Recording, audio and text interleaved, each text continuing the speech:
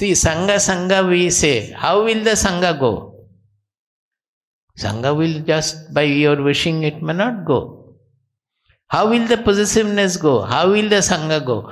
When we institute the Atma or the Lord or the Brahman everywhere, by that what is happening in reality?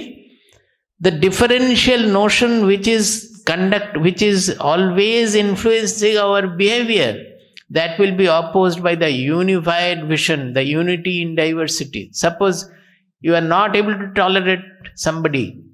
When you think of him also a projection of the Atma, of my own identity, then automatically your feelings will be moderated, will be toned down.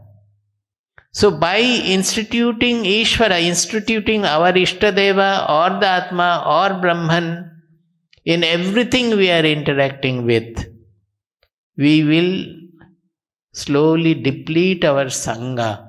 Even the possessiveness about things also will go. When you are enjoying something, know that it is God alone, and by the Kripa of God, I am having my food today. So every action will be permeated by the Lord. Then we will feel that the Sangha is going. Sangha in both sense, positive and negative. The hatred towards what I do not like and clinging towards what we like. So by feeling His presence everywhere in everything, the Sangha towards objects will be attenuated.